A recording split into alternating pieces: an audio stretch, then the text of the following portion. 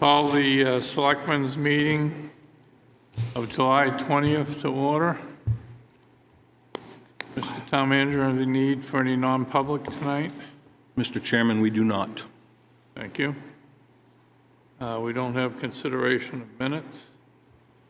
First thing we have some public hearings tonight. First one, the Wolfeboro Board of Selectmen will hold a public hearing on Wednesday, July 20th, 2022 at 6:30 at the Great Hall, 84 South Main Street, Wolfeboro, New Hampshire, for the acceptance of unanticipated funds for an amount donated that is valued less than $10,000 in accordance with RSA 31:95-B3A relative to a bench in memory of Ken Chase in the area of the Railroad Freight House in front of the EV charging stations. Somebody here to present that? That's you. Yeah.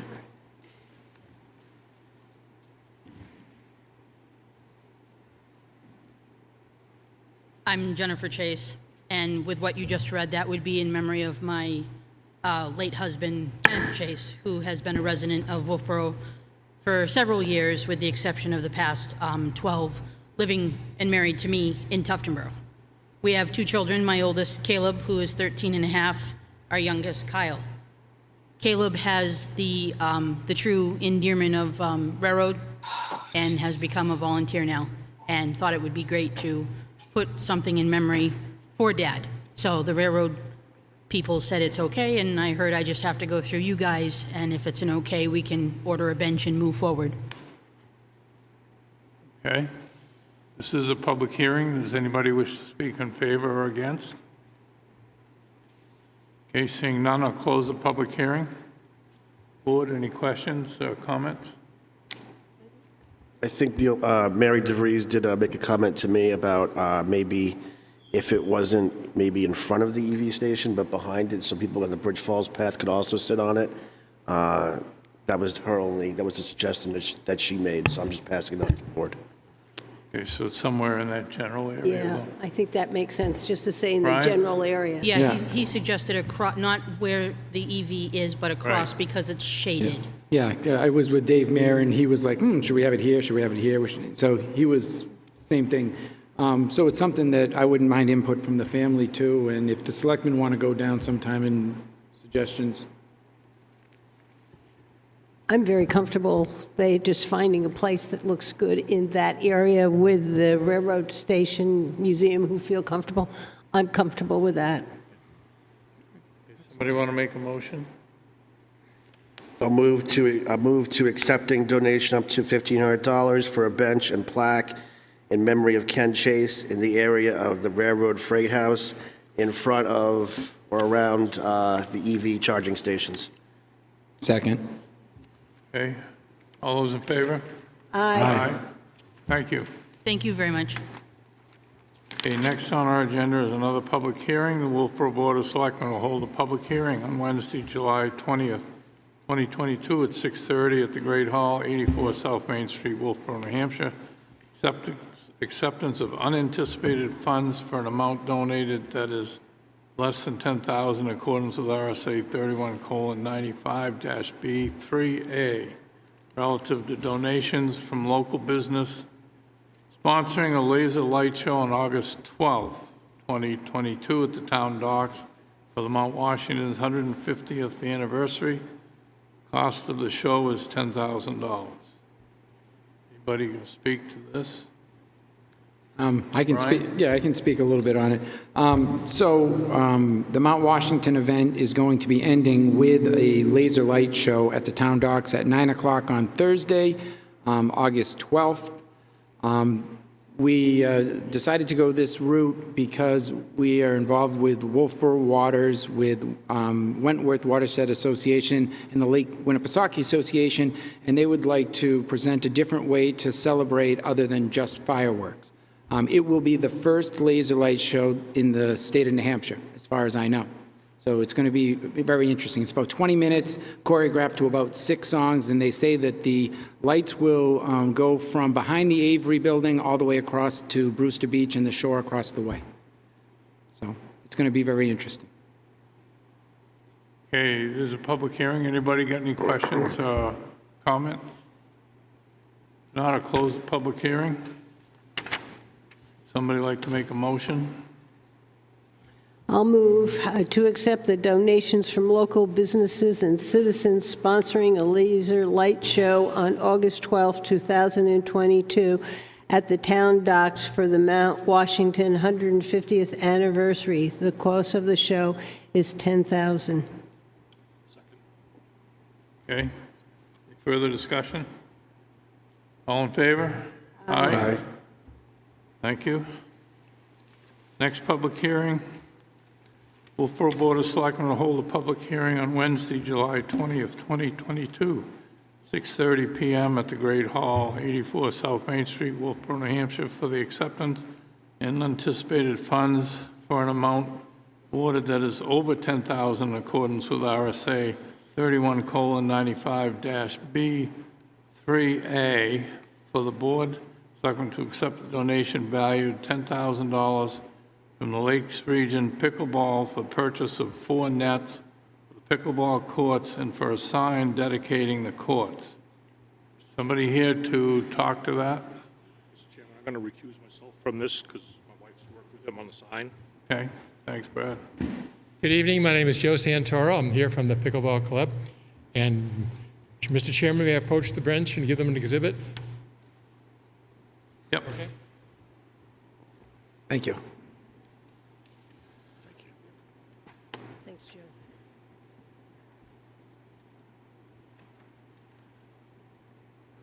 You. Thanks, Joe.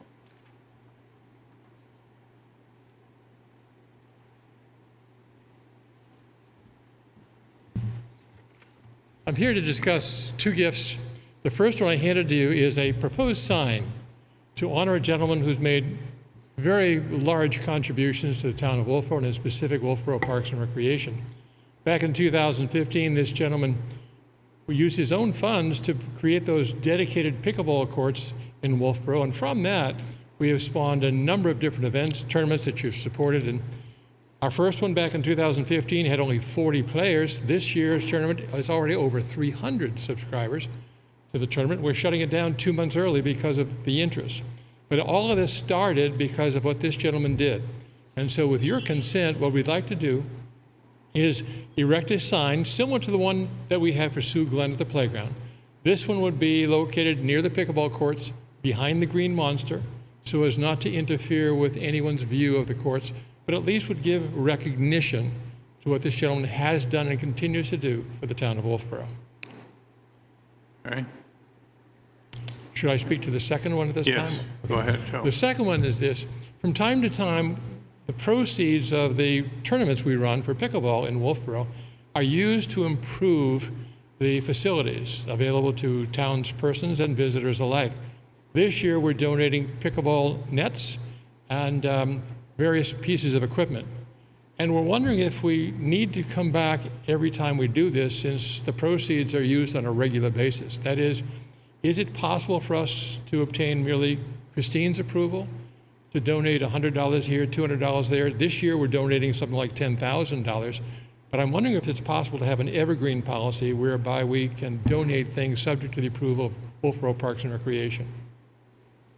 So I believe the statute does authorize those small donations. It would be a matter of informing the Board of Selectmen when those donations come through, just as a courtesy to the board and to the public so that they know. But I think that's something that we can work on a policy to create, so these smaller type of donations don't necessarily need a public hearing, which is, again, costs because of the advertising and whatnot. Yeah, that would be very beneficial to us. For example, last week, we used our own funds to replace all the pickleball nets. Now, that was a cost of under $300, but if we had waited to get approval to do that, and every time we do it, it might be cumbersome for you, as well as administratively a difficult task for us as well. So if you're willing to allow us, subject to whatever constraints you want, to make kinds of donations of small kinds, it would be appreciated. I'll work with the finance director and legal to come up with something. And I think that's a good idea. I think it would Yeah. work for not only your organization, but for other organizations that give us a small amount. And I think we just listed under the bulk vote, don't we? Yeah, I think that sounds Yeah. great. Thank you, Linda. Should Well, we we- have a threshold, like up to a certain amount is okay for them to just go, and then above a certain amount? I I think they'll work on a they'll work on policy. that with Christine. Come back to us. But what That makes we've sense. tried to No. do in the past, Joe, is to give different organizations the, what do you want to call it? Showing to the town what they're doing for the town. And sometimes it looks like we're paying for it, but we're not. I understand. So sometimes this is why we bring to these public hearings, so people understand what people are doing for the town, you know, as far as gifts. So that's pretty much why we have these. But I understand. whatever we can work out with Jim and Christine, they'll bring it to us and we'll look at it. Which brings us back to the sign issue. Do Yeah. we need to say anything more about that, or? No, We're all set? not for me. Nope, I'm fine. Okay, does anybody want to speak for this or against it? If not, I'll close the public hearing. Board? No, I can make a motion. I move to accept the donation valued at $10,000 from the Lakes Region Pickleball organization for the purchase of 4 nets for the pickleball courts and for a sign dedicating the courts. Second. Okay, all those in favor? Aye. Anybody opposed? Thank you, Joe. Thank you, thank you. Okay, the next public hearing.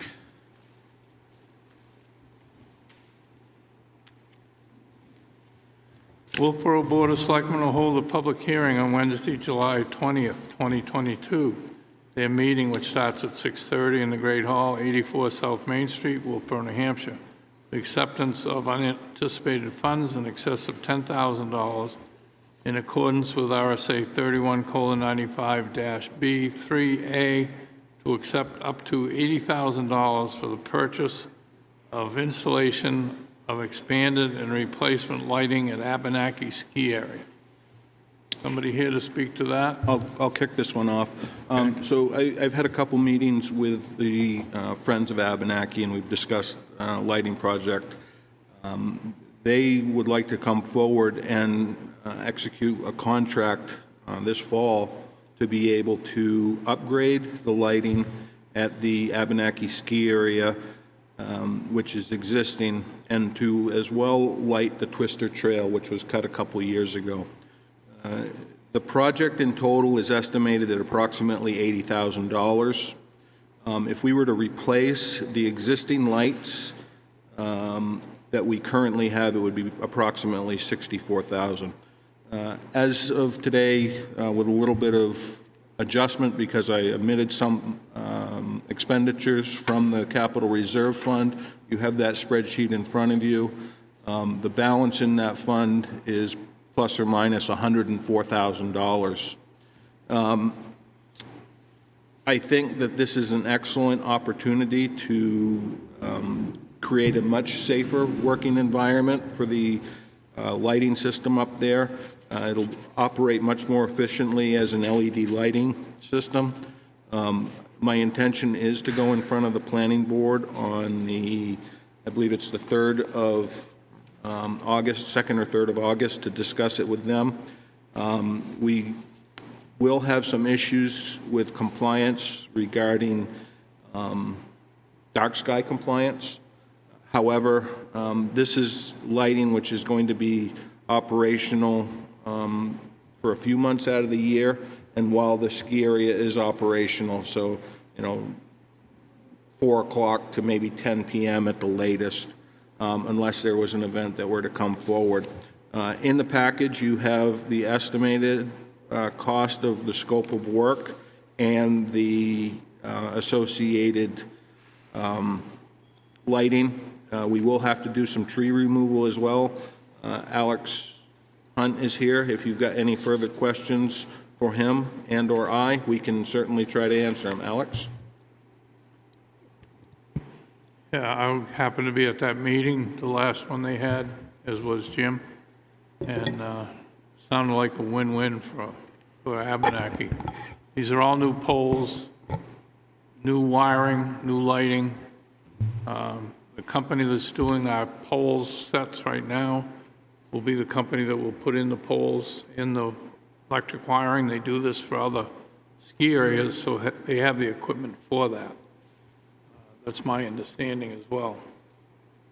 Anything, Alex, you want to add to that? Because we're going to... Okay, is there anybody who wants to speak in favor or opposed to this? If not, I'll close the public hearing.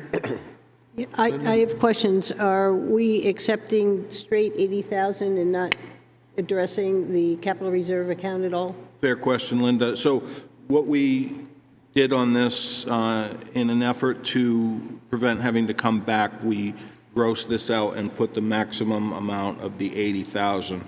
I think Alex can speak to what they plan on bringing forward, and the Board of Selectmen has a recommendation from me of 40,000, which, when the project is done, will leave a balance in the Abenaki Capital Reserve Fund of 64,000. Alex? Okay, so at our last Friends of Abenaki meeting, we had agreed to donate $45,000 towards this project. That was our vote at the time. And then Jim was going to go back and look at the capital reserve and determine what might be available. And he was hopeful that the remaining $35,000 would be available. And so that's what we are still hoping for. I mean, whatever can be allocated from capital reserve is going to be great. And, you know, we're not going to let the project stall because of a variance. We will fundraise it, or it'll be taken care of. I have no question there. And so that's what we're hoping for, is the remaining $35,000 be allocated from capital reserve. Thank you.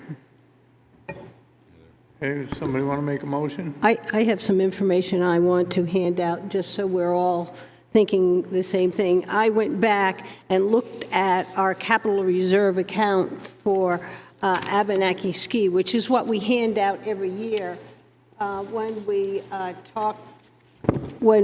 go in front of the voters.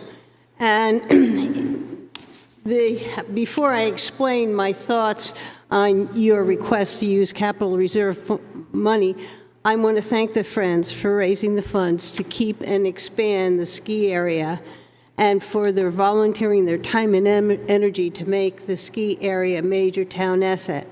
My family uses Abenaki ski area, and Roger and I are dedicated supporters of the Friends. That being said, I need to look at this request from the eyes of the taxpayer. After the Friends' generous gift of a groomer and the snowmaking equipment, the Board of Selectmen asked the voters, and the voters approved, a capital reserve fund to save for the replacement of all the Friends' gifts and other equipment at the Abenaki ski area. Based on the projected expenditures spreadsheet for the Abenaki ski area capital reserve fund, the light posts were replaced from this fund in 2015, had a useful life of 30 years, and are scheduled to be replaced in 245. The lights for the area were replaced in 2011, and the useful life was 20 years and are scheduled to be placed in 2032. At the beginning of 2022, there was around $119,000 in the account plus interest, and we added another $20,000 with a 2022 warrant article. In 2022, the Board of Selectmen has approved spending in February $4,250 for a new rope tow. In late April, we spent $33,117 for a new AV, a gator. Also in 2022, the board approved from the Building Capital Reserve Fund $47,609 to replace the existing electric feed to the lodge, to the tow rope, and to the main tow area. As part of the Pop Wheel and Ice Arena Art Center upgrade, the funds were spent to expand the parking lot at the Abenaki recreational area from 75 parking spaces to 115 parking spaces, which will benefit the ski area users. The capital reserve expenditure spreadsheet has two major possible projects for 2023, a new groomer and a rope tow motor for an estimate of $107,000. Based on the projected useful life of the existing light poles to 2045 and the light's useful life until 2032, I cannot support spending $40,000 out of this capital reserve fund to replace the lights and the poles. Can I respond to that? Sure. So I would argue that what the poles and lighting that was replaced was by no means inclusive of all of the poles and lights there. It was reactive spending for what was necessary, not a full replacement of all of the infrastructure on site. So whatever may have been spent was by no means a complete retrofit of the system. And so I would be curious to know how much money was actually spent, not necessarily. I can go only from the sheets that I have and what we take and we give to the voters each year. We are the items we're going to take out and the money we have and how we're allocating it. And that's what I went back to try to figure out. And I know that what happened with the light poles, we had one break, and at that point we came in and replaced what was there. So that's how I feel. I may be in the minority here, but I think I have a responsibility to the voters when you have that useful life so far out from where we are today. All right, and regarding the groomer and the motor, it's my understanding that the groomer is in very good condition and there's maintenance being done and there's no need to replace it, certainly not in 2023 or any time in the future. And so I guess my question is the useful life an accounting useful life or is it an actual useful life? I can say it was bought in 2007. It was supposed to have 10 years, which would have been 2017. We did some repairs and upgraded it, and I think we spent around $80,000 on it, and it's now scheduled 2023. So, I'm looking at what we gave to the voters of this community. I can give you one if you'd like to see it. So that's what I'm basing my decision on, is what we said to the voters, what I have in the sheet that is scheduled to be replaced next year. So that's the information I have. That's what's projected here in that year. I can say that when we did the reworking of the groomer about 4 years ago, the estimated lifespan of that was 5 years. I think with the purchase of a new tiller and the other items that were done, I believe that the groomer is in excellent shape for what we need, and I think it is serviceable for a number of years out. Regarding the motor house, the goal was to come forward and look at replacing the gasoline motor with an electric until we found out what the actual costs were, and they were much more substantial than what we had planned. So while that's there, I think that's, quite frankly, a wish list item. Okay. Anybody have any other questions? Alex, is there any way we can find out when the last repair was done, how many poles were replaced? Do you understand what I'm saying? I do, and I would be curious to know, but I can tell you now that there's by no means even a small fraction of them were replaced. And the poles that are there are 20-foot poles. Maybe a couple of 25s, but we're looking at doing 40-foot poles to have a much better lighting system that's much safer. Okay. Is there any way that this system could be phased in different pieces? Could we do just the new trail and then maybe problem areas? I suppose anything's possible, but the cost of doing that increases substantially because we'll have USA on site twice, and I don't know with inflation what it's going to cost to do it in subsequent years versus doing it now. When the ground is open, it'll be backfilled at that point, but with the infrastructure work that Jim has been gracious to provide thus far, as far as the conduit, to at least make that safer versus, broken off 220-volt lines sticking out of the ground the way it was. And so I would be hesitant to do it that way. I've never had a construction project cost less by breaking it up. Okay, any other questions? We'll close the public hearing. Board?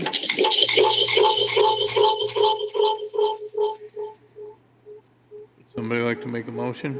I can make the motion to accept the $80,000 for the purpose of installation of the expanded and replacement lighting at the Abenaki ski area. But I think that also has to say in there that you're going to be using $40,000 from the capital reserve. I'd have no problem taking an $80,000 gift. Yeah. My issue is only with allocating $40,000 out of a capital reserve account, which we had not planned to do.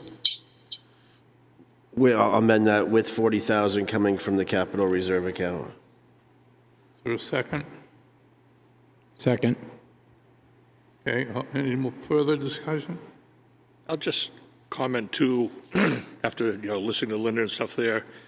And Jim, if that groomer can be, put out for another 3, 4, 5 years, that's in there for a $95,000 replacement cost, which would keep that account, flush during these next 3 or 4 years, because the way it's out there right now, if we did spend that in 2023, we would be about $25,000 in the hole on our account there, which we obviously can't be. So I'm going to support this with the understanding that the groomer will be put out probably around another 5 years or so anyway, and should be getting our account hopefully back up and flush by then. So.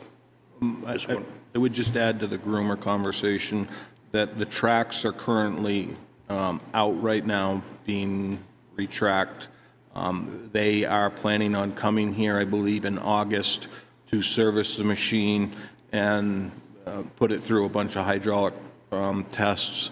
My intention is to be there. I used to run those machines when I worked at Canon, so I've got a pretty good handle on that particular machine. So the hopes are that I can have a conversation with them and get a good idea of what the true expected life of it is. Okay. We have a motion to approve this, money coming out of capital reserve and the rest coming from the Friends. All those in favor? Aye. Opposed? Opposed. Okay, thank you. Okay, next on the agenda is the bulk vote. We have 2 items, the weekly manifest and intent to cut. Anybody have any questions on those? We want to make a motion to approve the bulk vote, A through B. So moved. Second. All those in favor? Aye. Aye. Okay. Okay, we have no board appointments. We're up to new business. Discussion, Seagrave's request for additional funding outside of contract. So the chief, myself, had a meeting on July 5th with representatives from Seagraves. In that meeting, they came in and discussed with us that the manufacturing of our fire truck, our ladder truck that we contracted on May 4th, 2021, has become commercially impracticable, which is a doctrinal law that makes it difficult for them to be able to provide the apparatus based on what's going on in the world today. We've invited Seagraves to come in and speak with the Board of Selectmen on this matter. With that said, I believe you got some backup information with you regarding the contract, regarding the increased prices, and they are asking for 15%, which is a total of $226,596. With that, I'll introduce Denny Warren, who is the National Sales Director for Seagraves, and Charlie Nixis, who is our regional salesman who we bought our previous truck from, and this truck as well. Ben?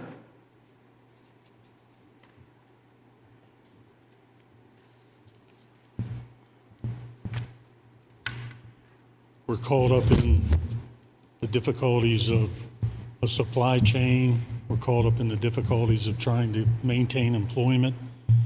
We cannot get anybody to work.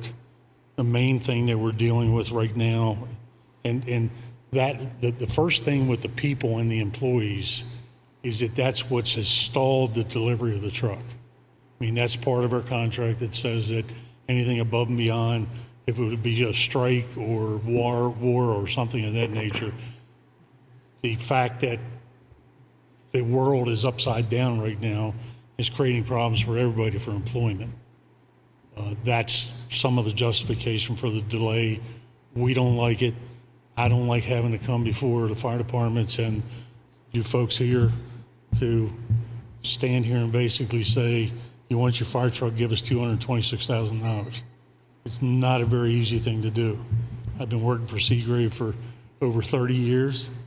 I have a pretty staunch record of selling and dealing with customers, and I could tell you this is the hardest thing that I've ever had to do is come and meet with people across the United States to tell them that we really can't build their fire truck because the commercially impractical, which is a term, that legal term, attorneys use, that has just come to the point of where if we build this truck, your truck right now, and we're not looking for additional profits. In fact, we've cut the profit back on this truck to the point of where we're going to maintain the business, but if we build this truck, we're at risk of losing over $226,000.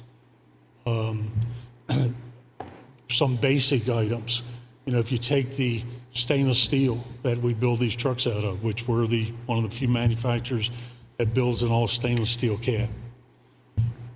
The cost of the structural stainless steel and the sheet stainless steel has gone up 300%. We had this meeting, we made the decision. We were kind of late making the decision because we thought that we had built enough in when we bid the truck, over a year ago, that there was enough money in there to cover the additional expenses. We weren't expecting what we saw right after the first of the year with significant numbers that came out. I mean, we were seeing numbers of where we were buying a 35-hour part and it had chips in it, that 35-hour part went to over $375 for that single part. And we have a list of many items that are on there. The side, what we call the side rails on your aerial, and that's what comes up the side of the ladder that the handrails are all attached to. That's the main part of this device that we're building here. Just each beam on the side of the ladder, and there's 4 of them, went up between $20,000 and $23,000 a piece. So that's 8 of them, and that's what we're dealing with this price increase. I mean, it's just unbearable what we're dealing with, and I'm not sure we're going to break even on this truck, even if we build it, if you give us the money. We have tried to work with the vendors, and pretty much so they're saying, buy it or find it someplace else. Ladders, ground ladders. The ladders that go on the side of the truck that come out of the back of the truck on an aerial, they're made of aluminum. They're made in Oshkosh, Wisconsin, which is where Big Oshkosh Truck is, and they have a firebrass manufacturer out there that they own. We can't get ladders. We've waited, and we got notice from them that the delivery on a single ladder is now up to 35 weeks just to get a single ladder. The price is going completely out of the world. There was a conference call yesterday with our CEO and the CEO of Dealer Safety about what we can do, and we can try to get this resolved so we don't have delays. We got a ladder or an aerial scope right now. It's a platform device that's sitting down outside of, just south of here in New York, that they can't put the truck in service because they don't have the ladders. And we're begging and begging and begging, and we don't get the money because they're not paying us because the truck's incomplete. So we've tried our best. We did the best that we could to manage this. We thought that we were safe, and we just didn't make it. It's just the every day we get charges. We put this surcharge in place, and we identified what the need was, And the day that we had the conference call with all the sales reps and the dealers to announce this 15% surcharge, 45 minutes after we concluded that conference call, we get an email from Cummins Diesel. Right now, Cummins Diesel is the only engine manufacturer that, other than a proprietary engine, which is made by Detroit, that another manufacturer has sole goods to and we can't get the engine. But Cummins came out that afternoon with a $6,000 across the board of every engine they're building. And it's on a daily basis. We went from where we were every 6 months, we would update what we call our quote writer. It's a component that we use. It's a computer-based program that we generate our specifications, that we have our prices in. So it makes it easy to build the truck, to be able to build the truck and generate the price when you're building the truck. We were doing it every 6 months. We found that at the first of the year, we now are upgrading it every 3 months. It's a task to do so, but when you start seeing truck tires coming in and they're doubling in price, aluminum wheels, raw materials to build these aluminum wheels, raw materials to build the ladders, the stainless steel, you know, we're all faced with this struggle. And I wish we had another alternative. You know, we're laying in front of you this option. We do have the option, and I'm not sure it's a viable option, but we're saying that we can take your truck, pull it out of the production schedule, put it to the side, and maybe in 6 months or so, the prices will come down. I live in a real world, and I'm not sure that that's really practical, because it's something that somebody's going to, they're making all this money, and we're passing it. We're not making any money whatsoever on what they're passing on to us. We got to build the truck. We have an obligation to the fire service across the United States. We're not the big guy that builds fire trucks, but we build the best fire truck that can be bought. It's not a cheap fire truck, but, you know, I think we've proven that with the truck that's been delivered here. This truck is going to be second to none. I put my 32, 33 years of experience with Seagrave behind that. But you know, the other thing that is possible is that, you know, if you wish to get out of the contract, you get out of the contract, you paid 100% up front. We're going to pay the interest through to whenever you decide. If you decide that you'll pay this money, we'll pay that interest through until we deliver the truck and it's accepted here. If not, we'll give you your 100% deposit back plus all of the interest paid up to that point. We're looking right now at the money that you paid for the truck up front, that if you do decide and you want to terminate the contract within the next week or so, there's a $47,000 credit that's due to you that comes back in addition to the prepayment that will be returned to you within 7 business days when you tell us that you want to terminate it, plus an additional $47,000 for us holding your money. We're not trying to skate out of this and say, oh, well, you lose this and you lose that. We're not doing that. We're upfront, we're honest, we're putting everything in front of you, and I'm not sure what else we can do. We're in a catch-22. If we build your truck and there's 50 other trucks that's on this list, that's up and down the coast here and out in the Midwest and out on the West Coast, that if we build those trucks, we likely by the end of the year are going to go out of business. It's just that simple, because we cannot give away or pay the additional $250,000 to build the truck.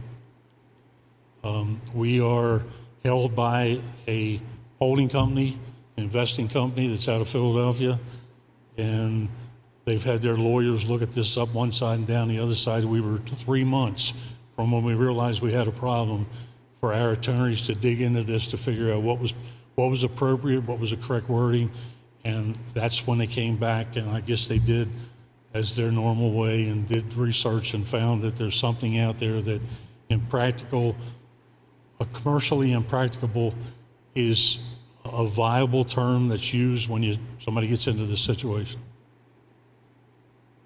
Any questions from the board? I know we have some. Luke?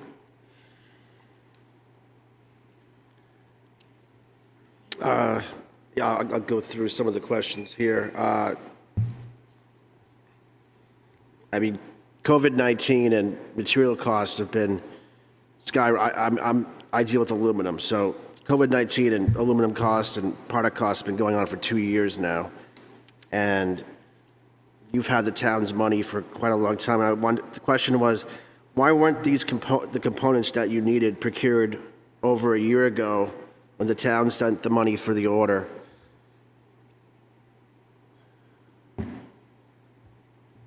If we would have bought your Cummins engine a year ago, you'd had an engine manufactured in 2021 and not 2022 when the truck comes out.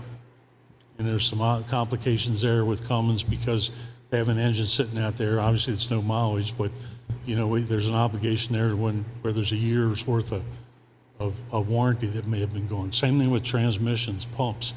You know, the other thing that we're running into, it's like the 35 or 40 weeks that we're dealing with ladders.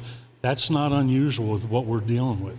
We've been ordering components, and for your truck that we're looking at an end of September of 2022 delivery, that we've been ordering parts since last November and December. You know, they put us in line with everybody else, and we put our order in, and they say, okay, this is what we're going to sell it to you for, but unfortunately, there may be price increases, and besides that, we don't know when you're going to get your parts. We had a problem with a simple matter of a special bolt that we use to secure cross members onto our trucks. We waited 6 months because they sat in a container out in the LA harbor. And we had to go around and rob Paul to pay Peter to try to get the components to keep our production line going. I have a question. Yes, sir. Why do you think that the people in this town should pay 15% more for this ladder truck?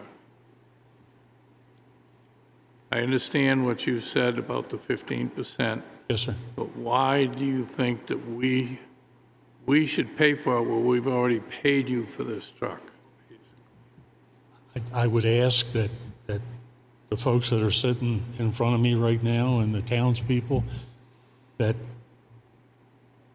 all of us as consumers have lived through some unbelievable price increases that we've seen just since the first of the year. The price of gas, you know, we've all seen that problem. You know, you want to go to a Wendy's or a McDonald's and buy a simple hamburger, it's doubled in price.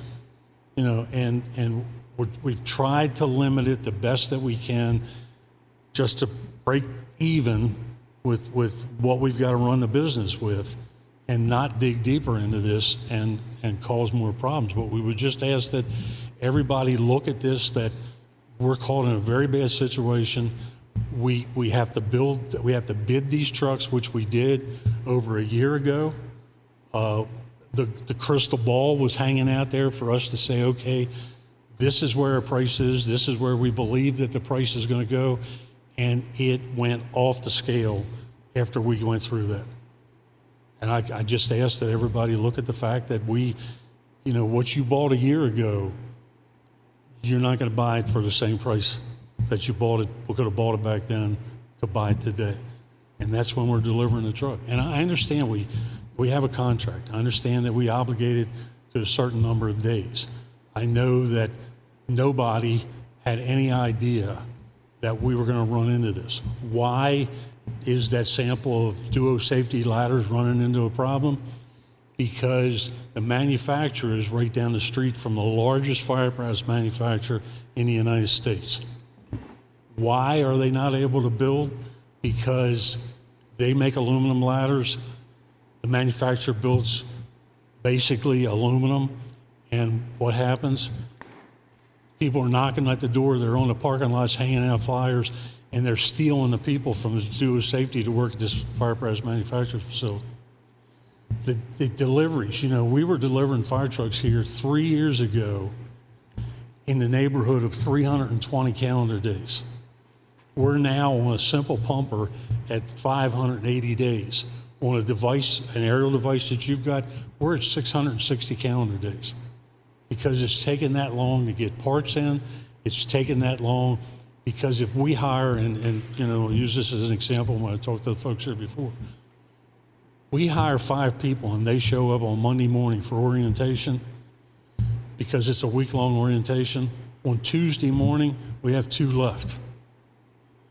And that's in Clintonville, Wisconsin, is 45 miles or so northwest of Green Bay. It's out in a little country area, and we don't have much in the way of people to supply from. But I would just ask that consideration be given to the fact that we're trying to build your fire truck. We want to deliver the truck that we promised to deliver to you, but if we do, we're going to go out of business. So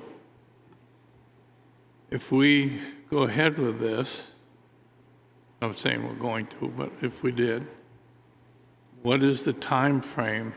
How can you promise us, and I'm going to say us, meaning the Yes, sir. town, Yes, sir. how can you promise us that that truck will be built, or you can get the parts even for this truck to I be can- delivered at 500 and whatever days it is? Your truck right now is scheduled to be final inspected the last week of September, first week of October. Of this year? Okay, that's correct. Now, if you care, there's photographs here that you could go around and show progress. I think we saw some of these. Didn't we see these, Tom?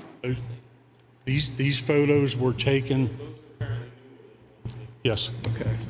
these photos were just taken today. And as you'll see, there's 2 sections of the ladder that's complete, that's basically waiting to be acid washed and painted. The body sections are there. The pump module, because this aerial has a pump on it, the pump module is there, and you'll see that the pump's in place. The frame rails have been what we call laid down, which is the first process of building the truck. Once the frame rails are down, the first thing that happens is that we start to run. It's like building a house. You don't close the walls in until you put the electrical wiring in, you put the plumbing in, and in this case, the air lines and fuel lines and what have you. And it's at that stage to where we're in the process of starting that. We, at this point in time, the engine is sitting in the Cummins facility at Green Bay, the Cummins direct plant factory, or I should say distributor. We have the transmission, we have the axles.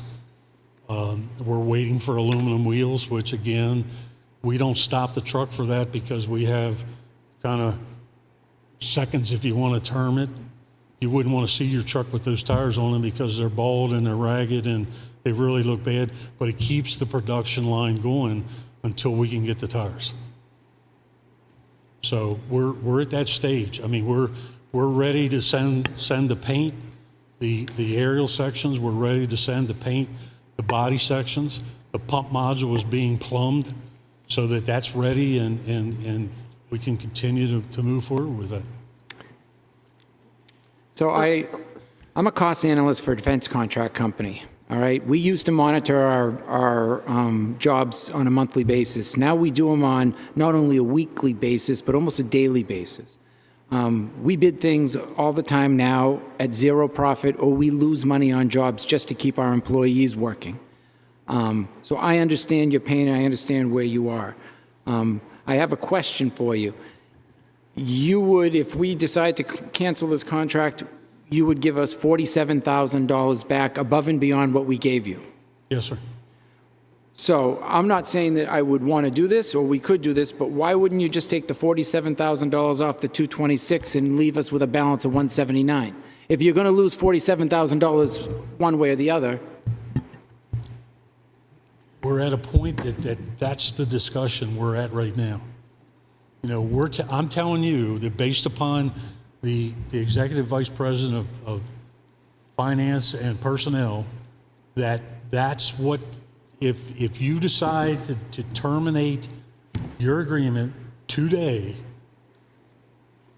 we already told you in a statement that we gave to the fire department or to the purchaser, we told you what we were going to pay you for that money.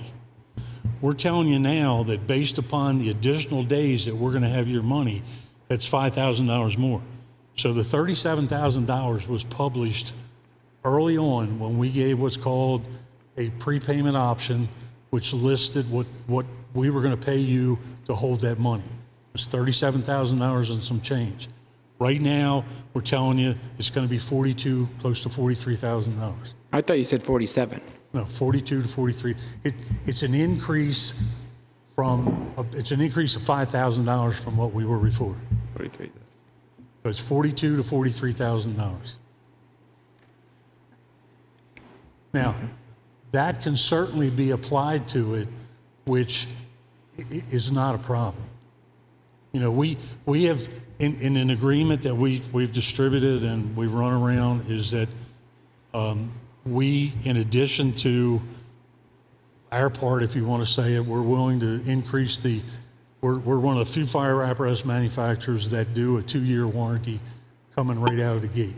You know, it's not like an automobile where you get, 36 months or 36,000 miles. You know, these engines are warranted for, 100,000 miles or 5 years. Transmissions are this unlimited mileage for 5 years. You know, most of the manufacturers are 1 year. We're 2 years. We're willing to go to 3 years to give you a parts and labor warranty on this vehicle. On the truck that you have, and we have variable steps from a pumper, a hose wagon to a pumper tanker like you've got here in town, to a tractor-drawn area where the guy drives it in the back, to where your tower is. And I could tell you that for your tower, it's about a $23,000 cost to do a 3-year warranty. Would you give us 0% interest in a period of time to pay the balance? Unfortunately, we couldn't do that. We've looked at that, and it's just, we just can't carry that money. Yeah, I'll come at it in a different way. I understand the pickle you're in, as every one of us in this town Yes, ma'am. We've had to take the same spike in terms of our fuel, our food, everything. We had a contract. We went out and sold to the voters of this town that we had a drop-dead price. That's all the money that they've given us approval. Understand. To get this, I believe we have to go back to the voters. And you say, well, we get this warranty, this another warranty. I don't have any feeling that you could be around in 6 months by what you're telling me right here, that we could purchase that truck, and, it sounds like you're in pretty bad shape as a company with the increases that keep on happening.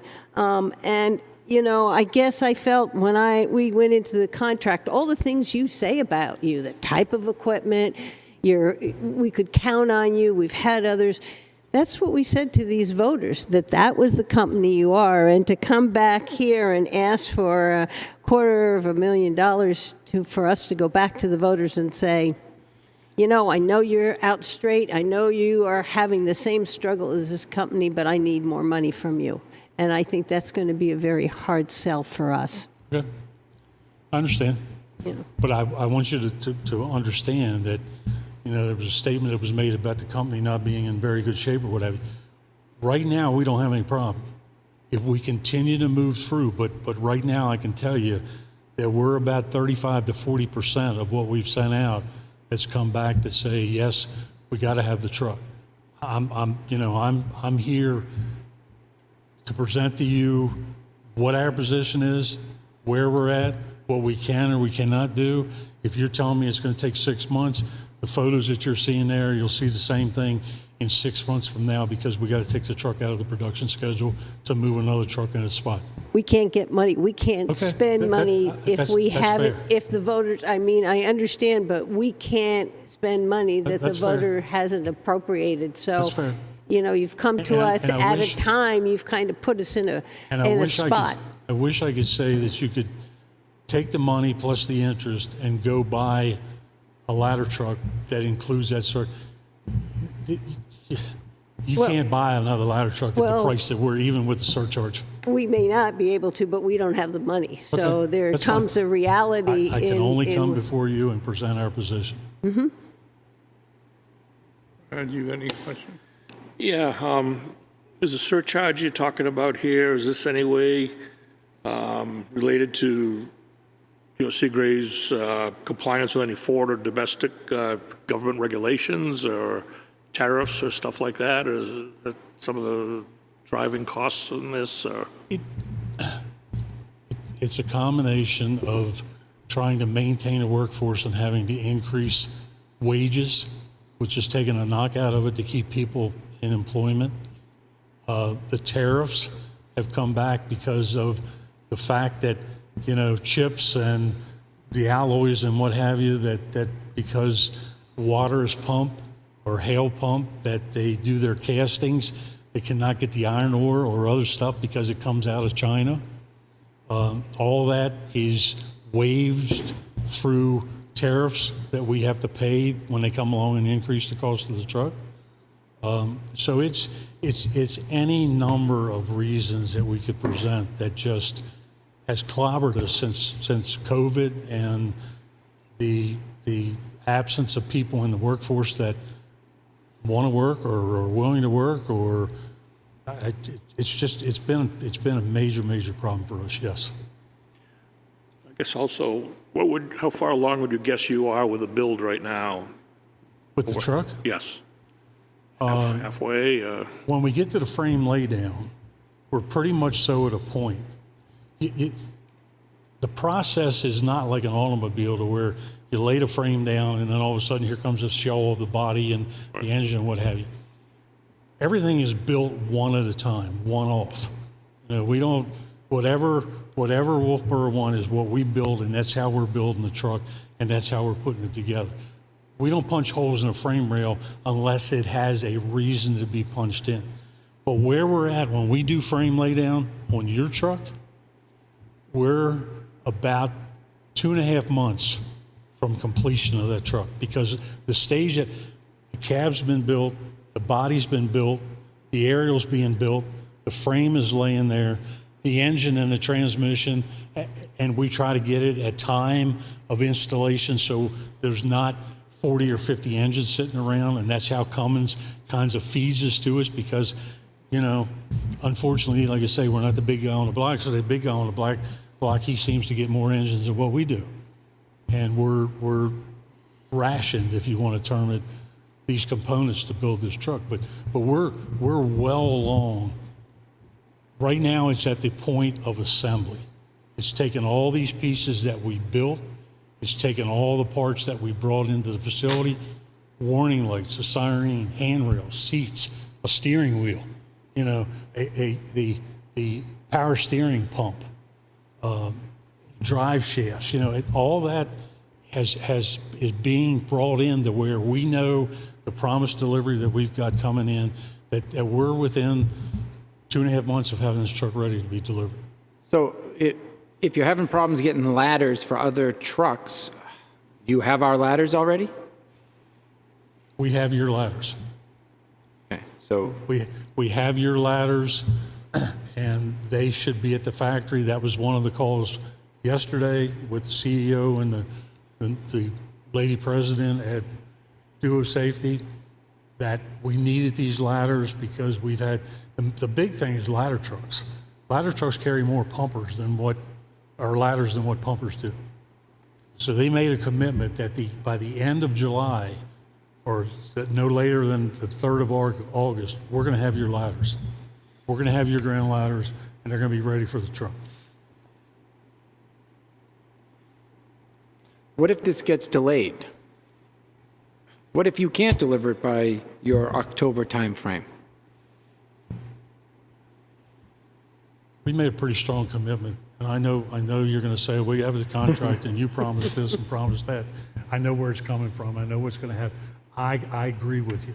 I can only tell you that based upon the production schedule, based upon the CEO making a commitment, based upon my eyes seeing what's on the floor, what's been manufactured, what's been built, to put together that to build a pumper is about a 30 to 40 day time frame. To build an aerial device is about 60 days, 60 to 65 days.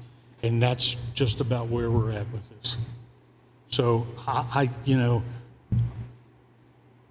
Now, this probably won't happen. This is just my brain thinking.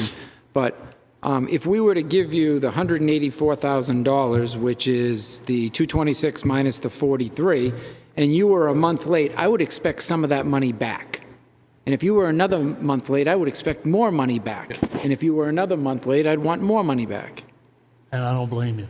And that's the reason why we come forth and said, look, we made an agreement, and we told you that we're going to give you the X amount of dollars for your money. We stepped forward and said, not only are we going to give you that money, but we're going to give you more money on the interest being paid because we're holding your money. We're buying your product. We're buying components with your money for this truck. But I understand it. Listen, I've been involved, and I've been back and forth with the fire service for 57 years. I like to term it that I'm 73 young, and I still have some activity with the volunteer fire department and I live outside of Baltimore, in a very, very aggressive fire department that we're in. I understand this. I deal with Washington, D.C., with Philadelphia, with the city of Baltimore. I understand the problem. I go through it every day. You know, we had to go to Baltimore, we had to go to Washington, D.C., we had to go to Long Beach, California, we had to go to Lexington, Kentucky. You know, we were just up here 2 weeks ago or whatever it was to Hudson. We had to do the same thing with them on a pumper because it's just come down to where we're going to break the bank and we can't stay in business. We can't support if we don't have these people, and people are coming along, and you know we're moving slots around to the people that are coming up front that are saying, yep, this is the deadline, this is what I want to work with, we're going to do something, we'll keep moving the vehicle forward to be able to produce it, to get it to you by the end of August. If we get somebody that says no, which we've had 2 or 3, this isn't 100% hoorah, we're glad we'll be able to do this and give you more money for your fire truck. It hasn't been that. It hasn't been easy going around having to talk to people, talk to the fire departments, talk to the purchasers, talk to the mayor, talk to whoever you got to talk to say, this is our problem. But we're doing our best, and we're not pleased if whatever the decisions made, take away that we are not under any circumstances trying to make a quick buck like we're seeing from some of these vendors that we're dealing with. They just indiscriminately come along because they see what everybody else is doing, and they're jumping on a bandwagon and say, whoop-de-doo, increase the price. And you know, when we build a fire truck of yours, take nuts and bolts up through an aerial, a cab, a body, you know, there's 20,000 plus components that are put on that truck. That's a lot of components. Well, I think we've got a pretty good understanding of what the issues are. We've seen some letters, we've had conversations with our fire chief and our town manager. Right now, we don't have the money. Okay? We got to figure that out first. Understood. Where do we get it from? Do we have to have a special town meeting? Can we work with our finance director? She can do some wizardry with her numbers. I don't know where we're going. I don't think any of us here that would make that decision, we're not making it tonight, I appreciate that. okay?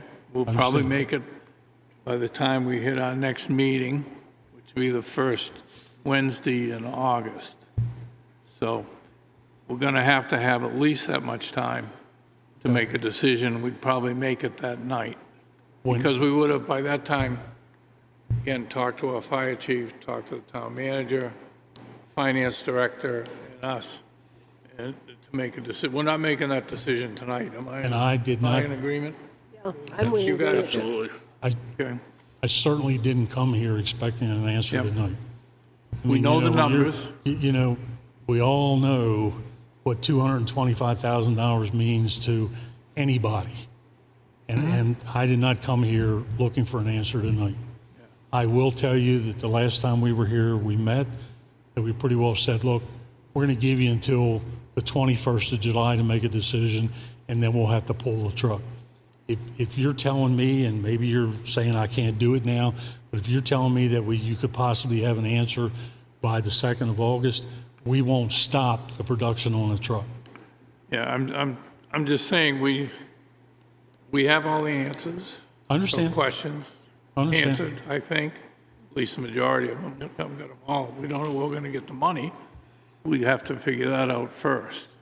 And then we can make a sensible decision. If we can't get the money, or we don't have the money, then we'll probably have to pull the plug. And we need that time to do that. I And appreciate think, that. Are we all in agreement to that as far as our next meeting? I think so. I Jim, think- you think that's reasonable? So what I'll do is I'll reach out to legal and get, and probably DRA, see what the criteria is and if this meets the criteria for a special town meeting. Additionally, I will reach out and grab clarification again, probably from DRA and legal regarding whether or not existing capital reserve funds can be used or not. And I'll get those answers for you for the next meeting. Okay. If you would have made a decision tonight, I'd have been disappointed in you. No. Because it's only good business to sit back, think this out, work it all out, and decide what you There's no want way to do. until we talk to you directly that we were going to make any kind of decision. At least that's my feeling. I think most of the time, we're on the same kind of wavelength. But once in a while, we have some hiccups. But on this one, I think we're all together. I witnessed that tonight.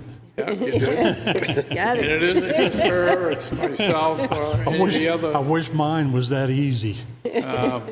We tend to try to make as rational decisions as we can for the taxpayers. That's what we're here to do. I understand, Okay, and I appreciate that. good. Thank you for your time. Thank you all for your time. Okay. Lakes Region Hazardous Waste.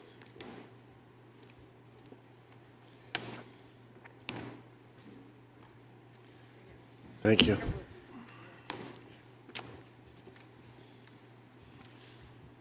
You. Sarah? Sarah?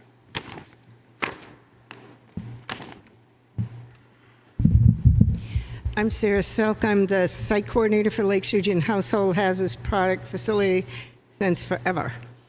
And with me tonight is the town administrator for Alton. And some of you people may know him because he's the police chief down there. And Ryan has been well acquainted with our program down there because of the many years that he has served as an officer when we have our medicine collections. Ryan Heath, the Board of Selectmen, and I think you know Jim Pinio. Okay, just a little quickie here. We have a few new members, but most of you have been around a long time here. We built the facility in 2002. We started our collections full term in 2003. We went from 6 collections to 8 collections. We started with a 10-year agreement, and that was renewed April 8th in 2013 by Wolfeboro and April 29th in 2013 by Alton. We are back again. We started working in December. 2023 is our next, starting 30 years. We've gone into our 20, working on 30. We have the 10-year agreement, and I submitted it to Jim Pinio. We had some minor changes. Ryan has worked on it. And there are things like, you have a page 3 there. There was a little Scribner's error. In one place, we changed it to the very top of page 3.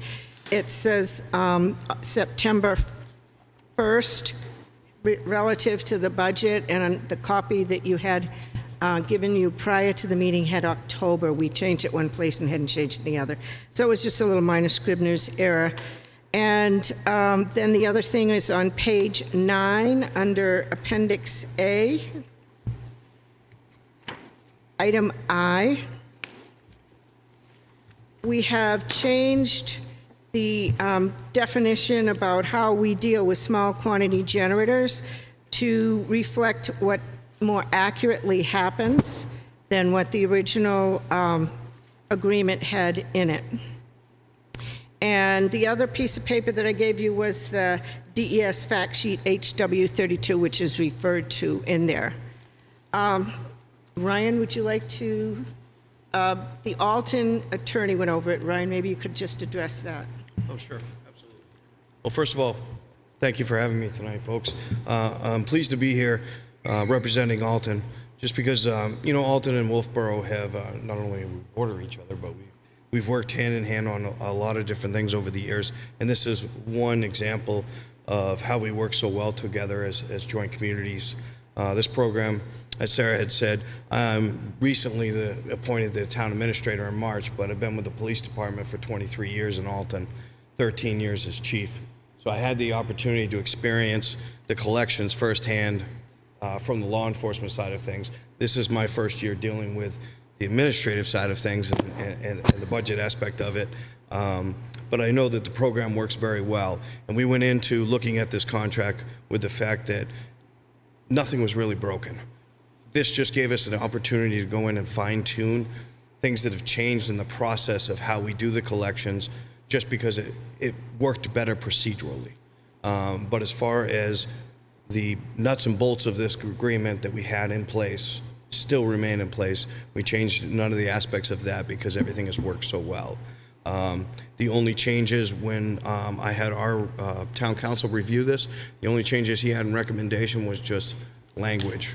Instead of saying the select board, he changed it to the governing body.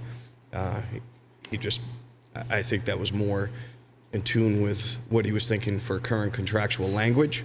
And really, that's all it became, was there were some minor changes when it came to titles, definitions, and just updating some of the legal terms. But like I said, the nuts and bolts of the contract still remain the same between the two municipalities. And what we're looking for this evening is a vote from the Board of Selectmen to enter into the next 10-year agreement, and then I will be in Alton shortly and talking to their Board of Selectmen as well. And Our meeting's on August 1st. We'll be in. Okay, anybody have any questions for Sarah, or somebody want to make a motion? I can make a motion. I move that the Wolfeboro Board of Selectmen enter into and sign a 10-year intermunicipal agreement for the Household Hazardous Protection Facility with the town of Alton. Second. Okay, any further discussion? All those in favor? All right. Thank you. I want to thank the Board of Selectmen for their support, and also the police departments from both towns and the solid waste facilities from both towns, because I couldn't do it without all of these guys helping me out and gals helping me out. So I will be in touch with Jim Pinio and get your signed copy in a few days and go to Alton. Thank you. Thank you. Thank you. Thank you.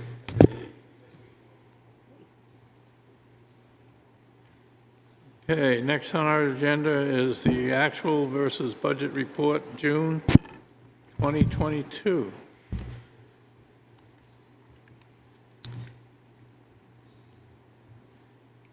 Good evening, Kathy Carpentier, Finance Director for the town of Wolfeboro.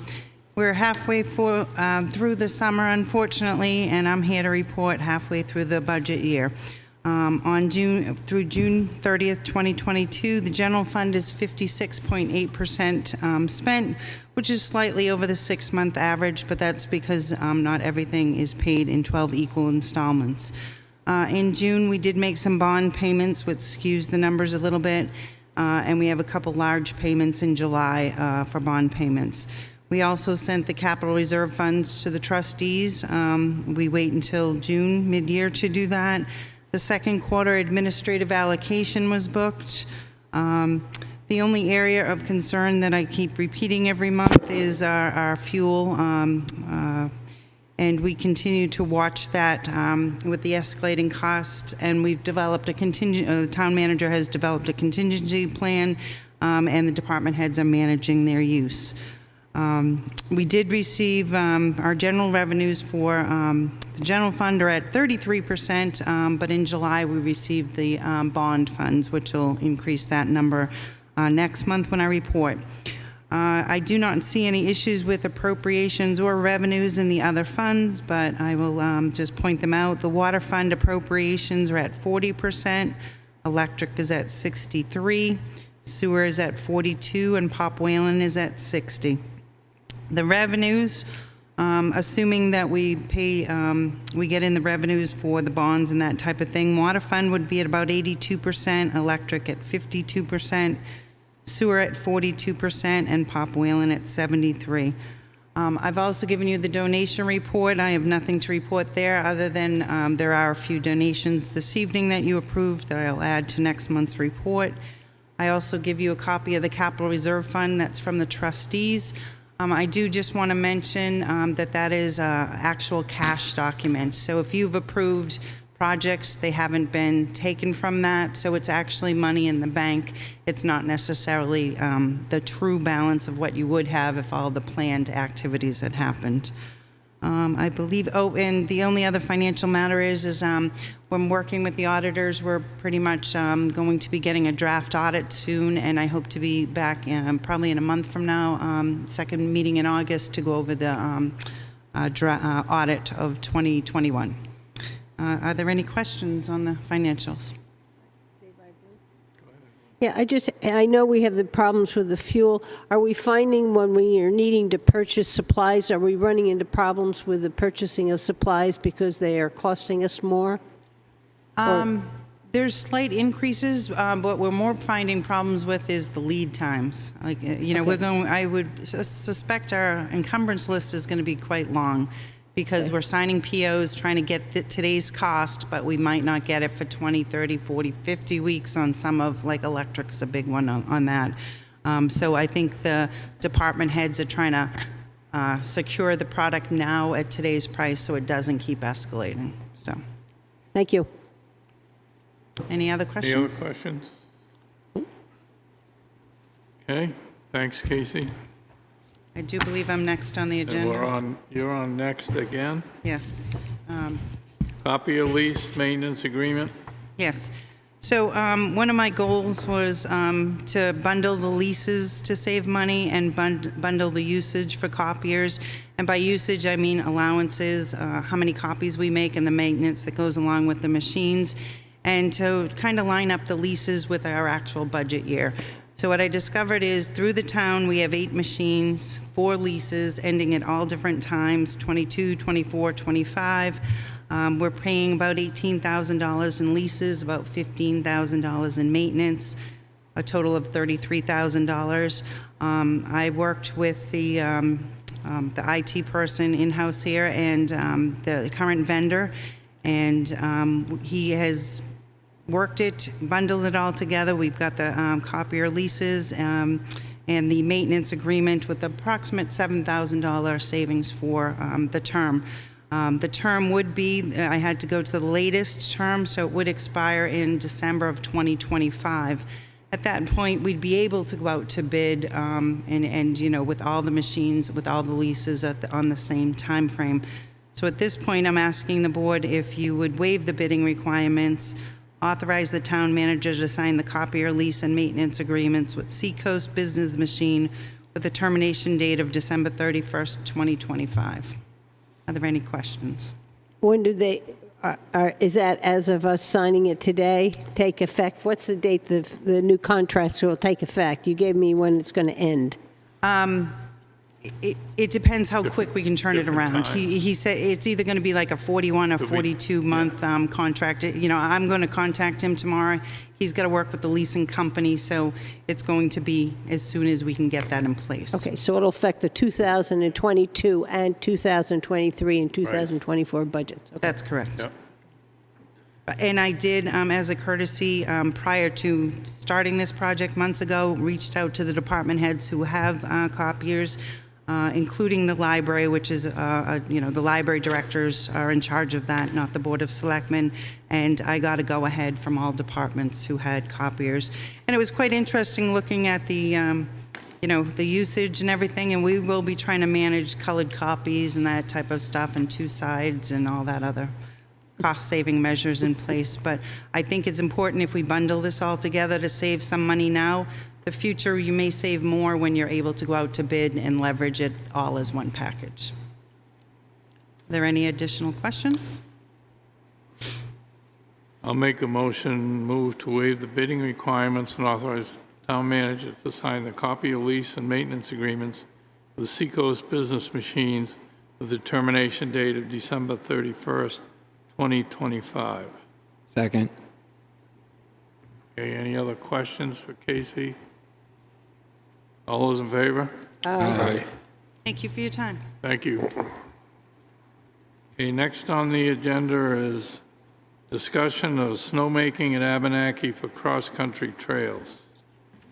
So I had a wonderful meeting with Jim Bean and Spencer Jackson a couple weeks ago regarding snowmaking at the Abenaki facility, specifically on the cross-country trails. I've got a quick PowerPoint that I'll go through that I would assume one of the representatives from the Ski Association will go through.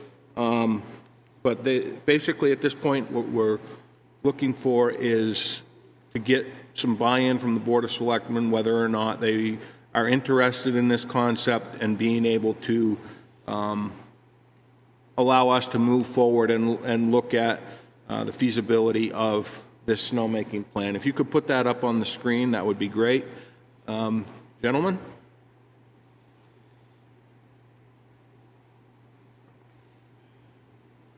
Yeah, just a second. Do you want me to bring him the mic?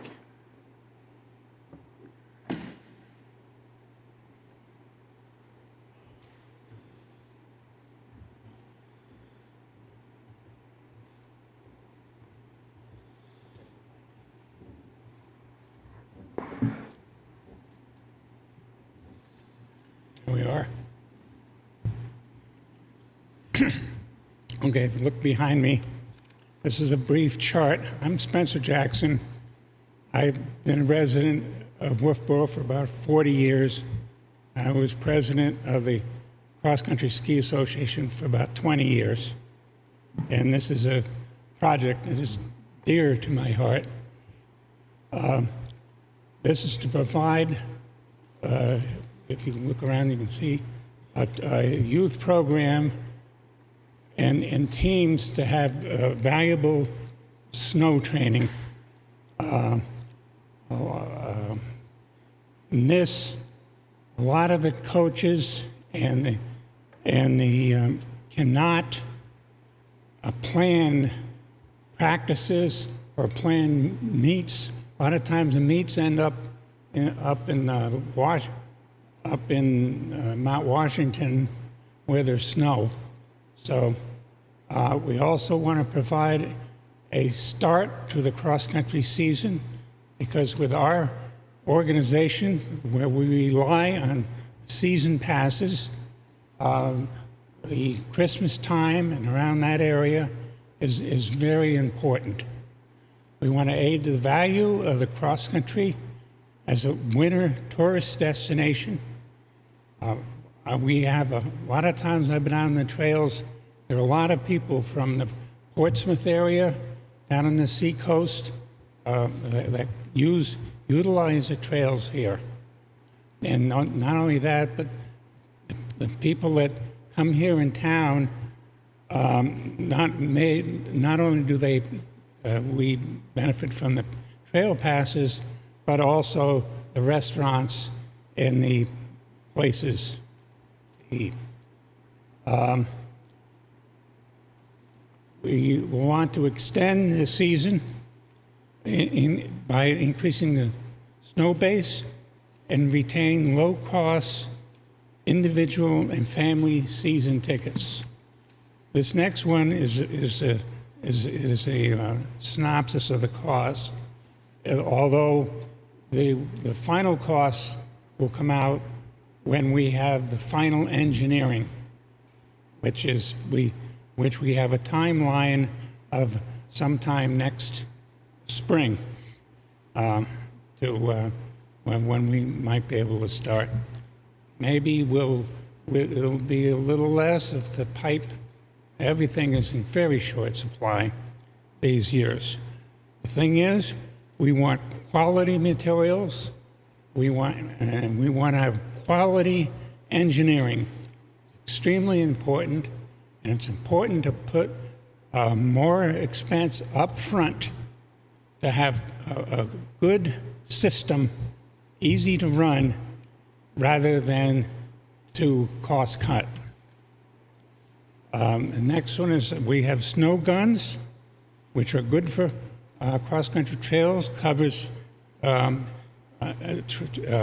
usually 15-foot wide and has a throw distance of about 35 to 125 feet. And under the right conditions can be used up to temperatures of 28 degrees Fahrenheit, and they're easy to move. Next, I have sort of a picture of the hydrants that are placed on the trail. This is on the what is it? The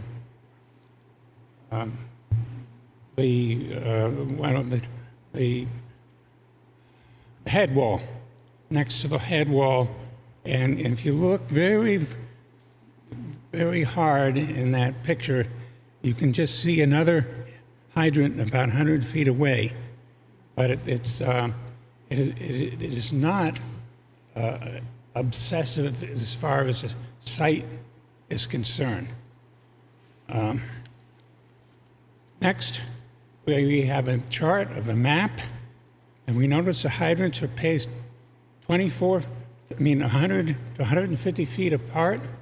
We want to have the hydrants and the snow guns very close to each other, so you have as little hose as possible. That way, you do not have the problem that we had before when we tried back in 13 of 2,000 feet of hoses that would freeze up, and you would have a real problem.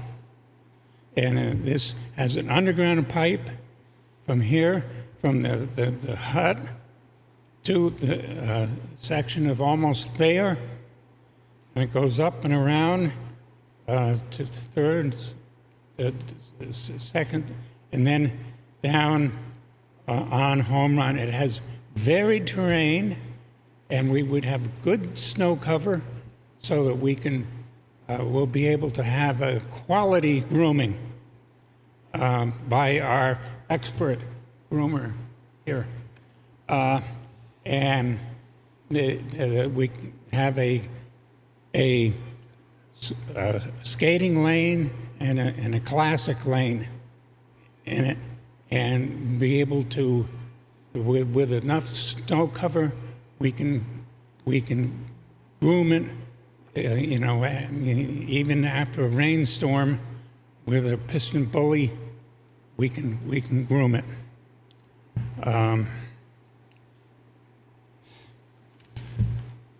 So basically,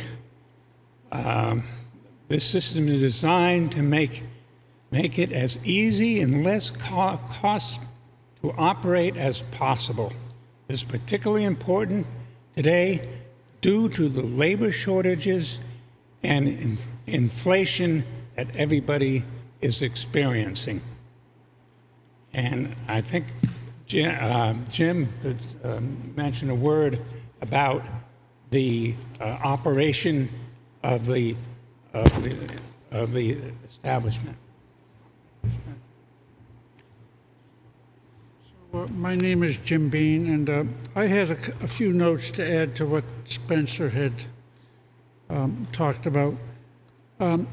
It falls entirely on town property. The nearest private property is 160 feet away near the power line. It's another 160 feet to the private land.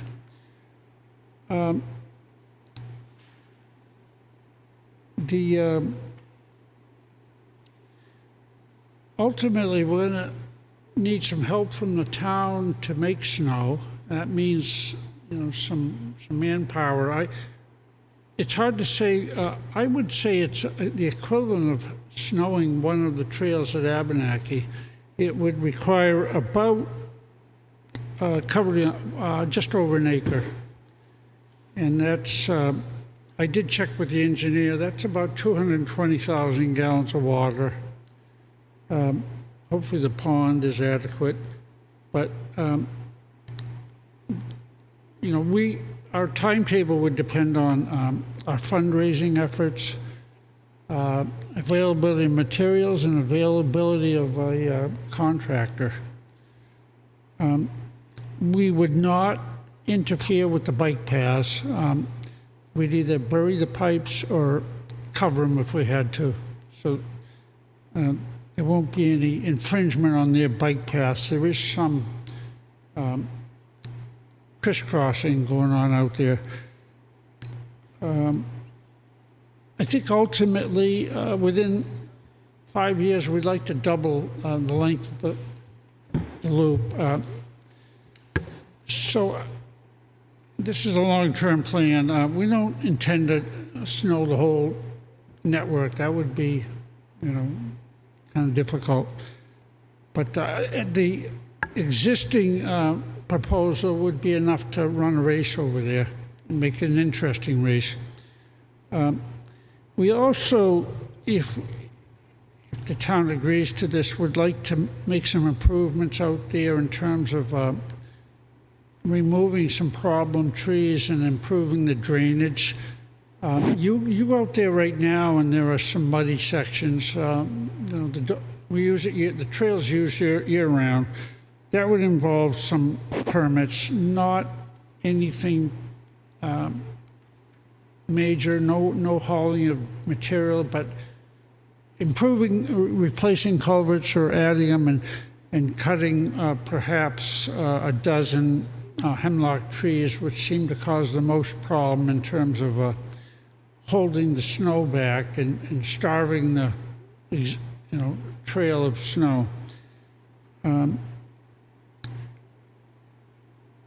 That's all the notes I had in addition to what Spencer presented. I don't know if there's any questions you have of us or. Jim, I have a question. Yep. The snowmaking that you propose, is that in addition to the snowmaking we have, or is this going to be a separate system?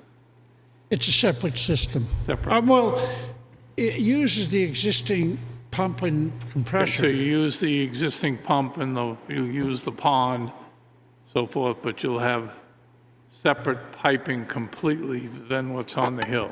Separate piping, if you can picture a T at the base of the toe. So that downhill area would not be snowed, not likely at the same time as the cross country.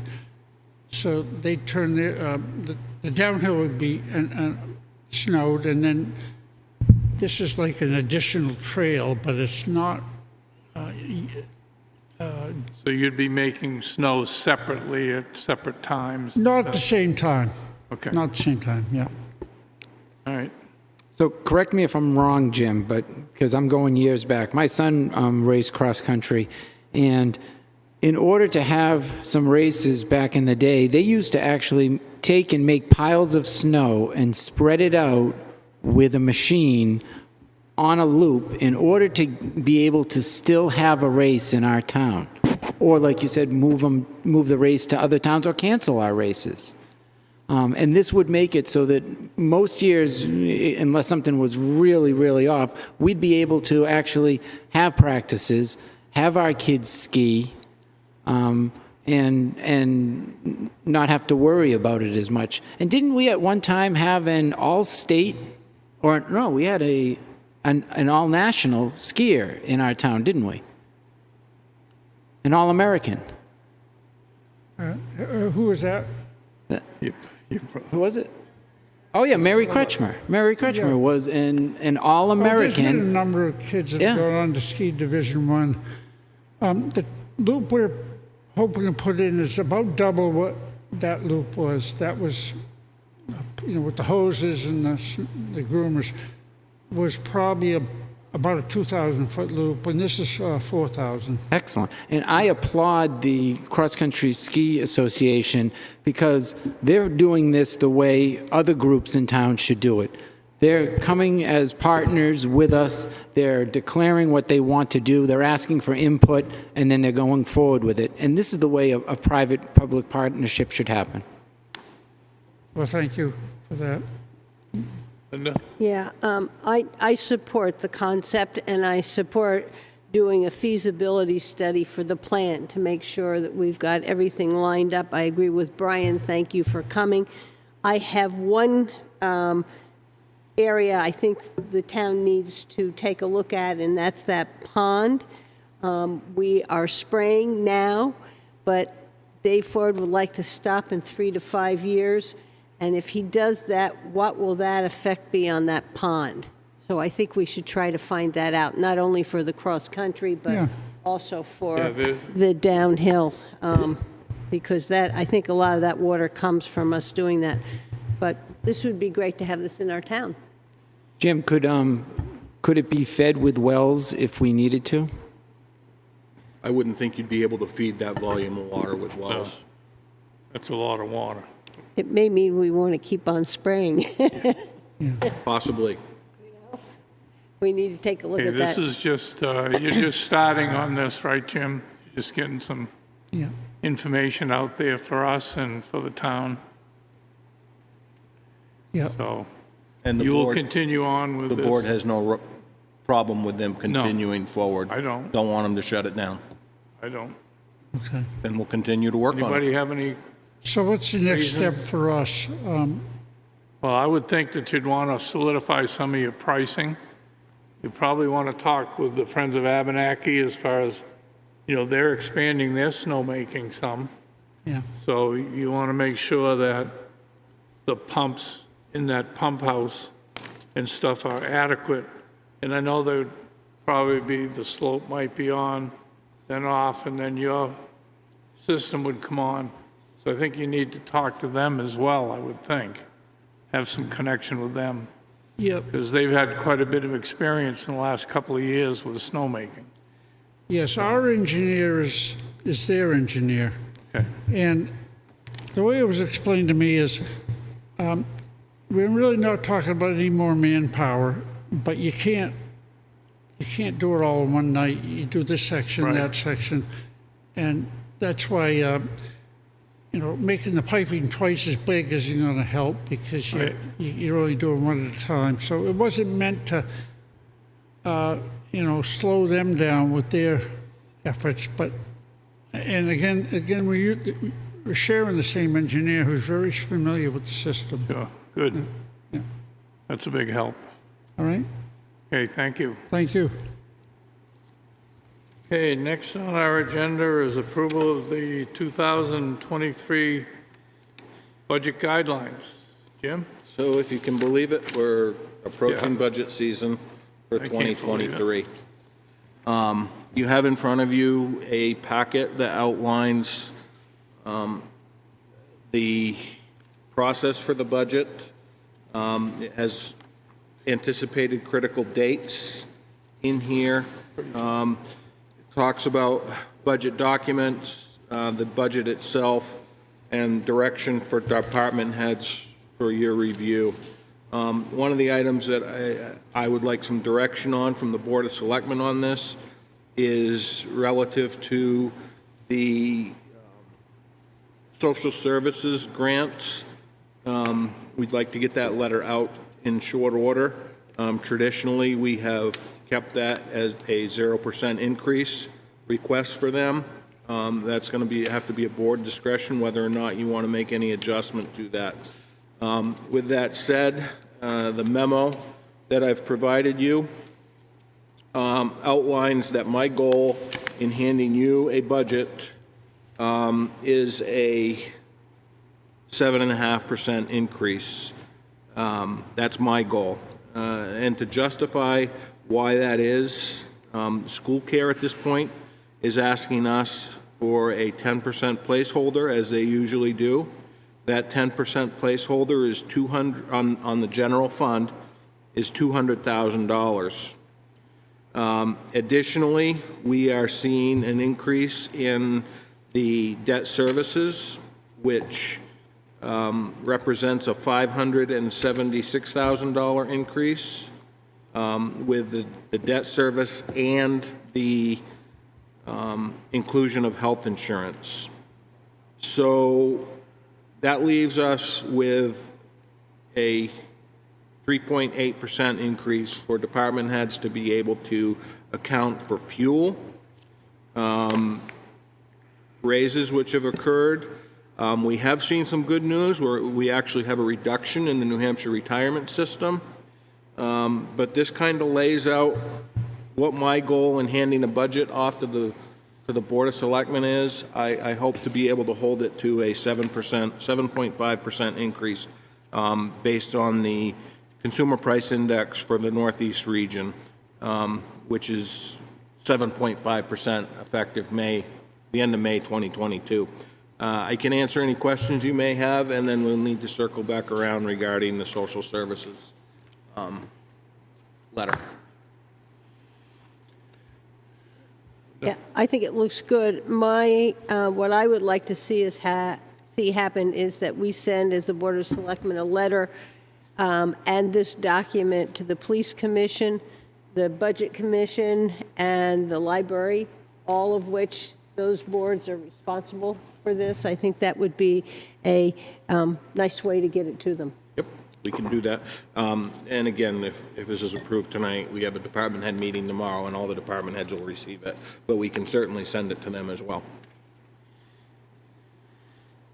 Okay, somebody want to make a motion that we approve this outline for budgets? So moved. Second. All those in favor? Aye. Thank you. Could we just circle back around and talk about the social services? You want 0% increase again? Yes. I thought that's what I heard you say. Okay, nope, just wanted to make sure. Okay. Thank you. Okay, next. For approval, waive commercial vessel landing ordinance for Spirit of Winnipesaukee. Brian. Hello. So the spirit of, we'll do the whole thing as quick as possible. August 12th, the Mount Washington is having its 150th anniversary. We are having an event at the town docks.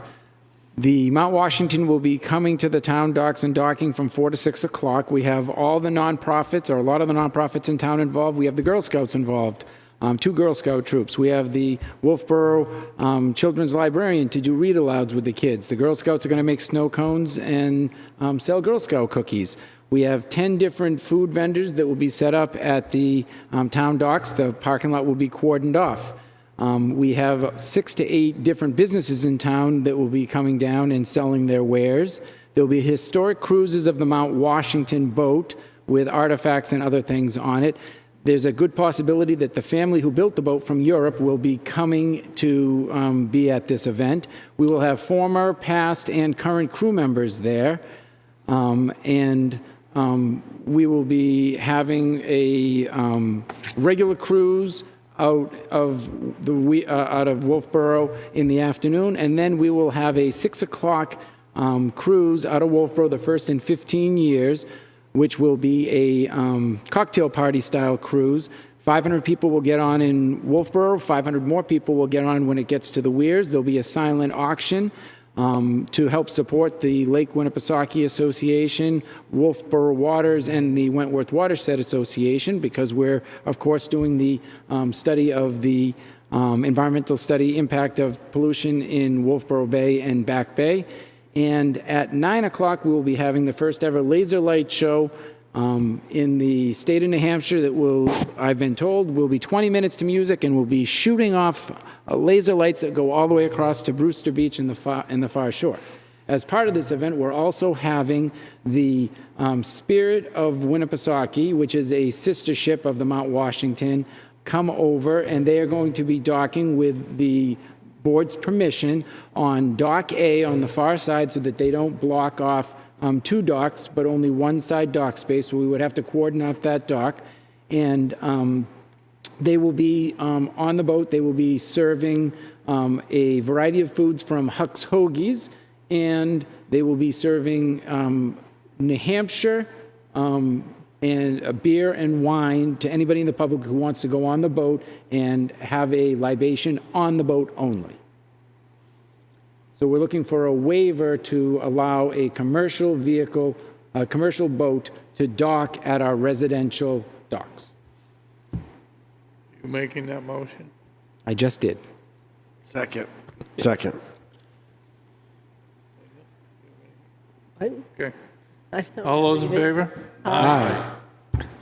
Thanks for all your work on that, Brian. Okay, next, approval of dock signs for no swimming.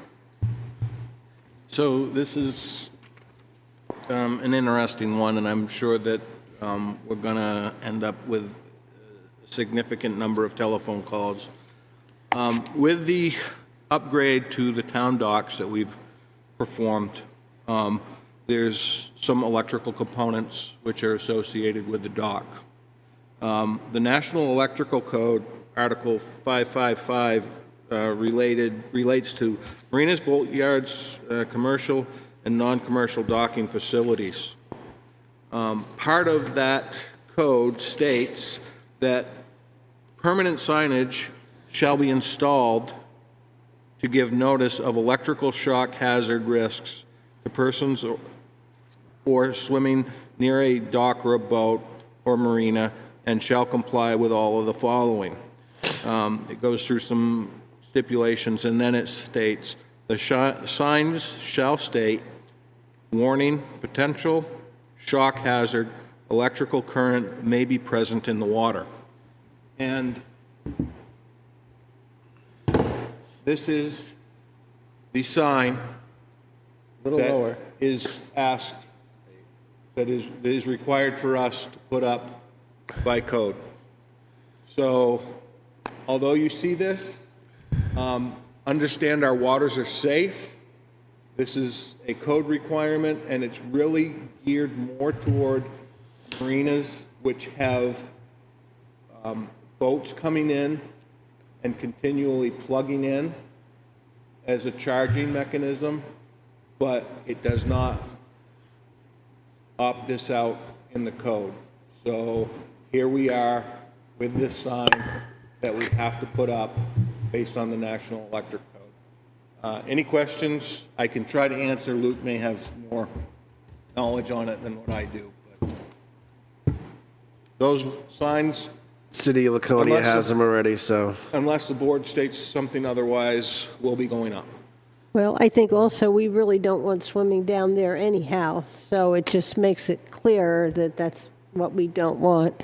I don't have any problem with it. And I think what we can do a How many, public information on it. Yeah, I to think let people know what it means. how many signs, Jim? Huh? How many signs? Well, the code reads that they have to be visible from all directions. So I'm wondering if we can put one potentially out at the no wake buoy, if that would work for boats coming in. If not, we may have to put 2 on each dock. So, Pretty soon, we'll have so many signs Yeah, down there. exactly. We will have to, what do we do down You'll here? have to have I an mean, index. Jim, it's my understanding there is no active power on our docks right now, correct? I don't know that, but there is power There there. is power there. There's power There are going. lights at the end of the docks. There's also power that goes in the fall out to the back of the Mount Washington. The ice cluster out there is powered in the fall.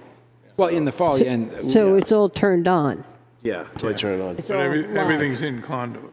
Yeah. but it's Correct. live. Yeah. It's not turned off for the summer. Where they're really running into problems, and the National Electrical Code puts out a good video, when these boats come in, specifically the older boats, they have different charging than current power, and people may plug it in and there may be leaking of current, which can cause issues. So, no, our waterways are safe. We will put some information out about it, but it is a code requirement. But we still don't want you to swim. But we still don't want you to swim, correct.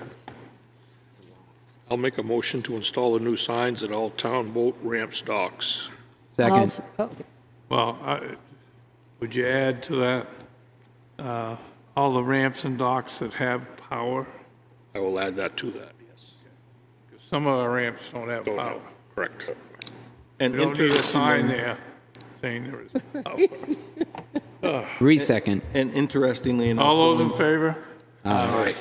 going forward, this actually applies to all residential docks as well. I read that. It's just unbelievable. So, Jim, on a sign, one sign we don't have down there with all our other signs is that 10-minute, It's coming. is it coming? It's coming. Okay. Yeah. Because I see coming. people parking in it all the time. I do too, so when it'd I'm be down nice there to get it enjoying an up. ice cream. Okay, any other business? Committee reports. Brian? All I've been working on is the Mount Washington event. I had an EDC meeting that was canceled. I haven't had a. Yes, you have. You went to the chamber board. Oh, I went to the chamber. Yeah, I went to the chamber board meeting. forget? Reported back to on all the things we've been working on, including Brian, the EV chargers, and Oh, yeah, we the have. update to Pop Whalen and how fast that progress is moving around over there. Yes, you It was a good little event at the library. Thank you, Linda. You're welcome. I have had a Friends of Pop Whalen meeting. I joined Luke at the chamber board meeting. I've had a library trustees meeting. The planning board, I joined Brad last night. We all went to, well, some of us went to the EV ribbon cutting ceremony. Yep. And I have been riding the trolley into town just about every day, jolly, to try to see if I can get more people to come to town by the trolley. Once you get the schedule, you can come in, do your shopping, hop on, and go back up to the high school. And it has saved me time. So I'm hoping more people will join me. Okay, I had a meeting with the Friends of Abenaki. Brad?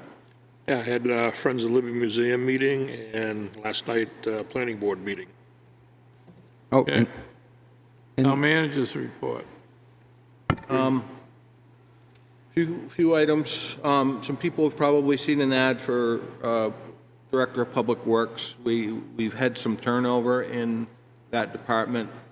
We are not adding staff. We're maintaining the same head count, but our hopes are that we are able to find somebody who can come in and manage the highway, solid waste, garage, buildings and grounds, and take that off of Dave Ford's plate so he can focus more on the capital projects. We certainly voted for enough of them this year. His plate is over full. So that closes on Friday, and we'll see what we receive for candidates and hopefully move forward on that. I'll let you know how we fare. I'll be speaking with Dave Ford tomorrow as well. We're going to be talking about private roads. So anticipate us coming back in front of you on the 3rd with more information. We're also going to be talking about we received a letter about some sidewalks which are in disrepair. And if you recall, we created a capital reserve this year regarding that. Friday morning, the governor will be here to sign a few bills, just so you're aware. We've got a real problem in town with trees. I'm working with Christine and Amy. One of the things that we're trying to do is to, instead of getting away from the donation of benches and seeing if we can get people interested in potentially donating trees. We've got a lot of trees in our parks and along our parking lots that are in. So we're actively working on that, and we're hopeful to come out with some sort of a presentation for the Fall Festival to see what we can get for interest from that. One thing I didn't discuss with you this evening regarding the lighting project at Abenaki, I'm actively working on an MOU for that project. It's almost done. I anticipate getting that out early next week. And we are closing in on a meeting regarding the stabilization of the MED building. I didn't want that to go unforgotten, so that is taking place. Other than that, just been working with budget guidelines and the chief with our ladder truck issue. Dave, I missed a couple things. One was I was talking to a citizen in town, and I guess there was a second accident on the bike trail at the same exact location where the first accident happened with the state trooper. So this is something that I think we need to reach out to that individual and find that location to see what is causing that issue there, because there has been already 2 accidents at that location. And I also wanted to give a resounding thanks to Nancy Hirschberg for the EV chargers. The ribbon cutting ceremony was fantastic, well attended, and 2 things have happened since then. One, I was told by the company that we are absolutely rocking it with the number of charges that have happened in our town. We're at 52 charges already in half a month, which they say is, for something that was just advertised, is phenomenal. So that was something that I thought was really exciting. Thank you. Any questions from the press?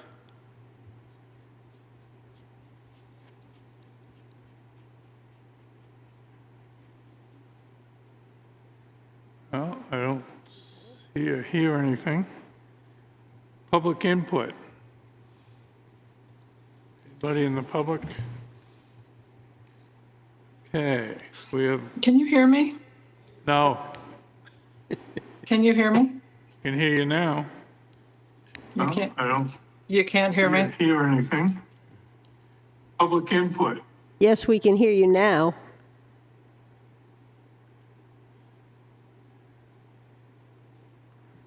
I guess we lost you again.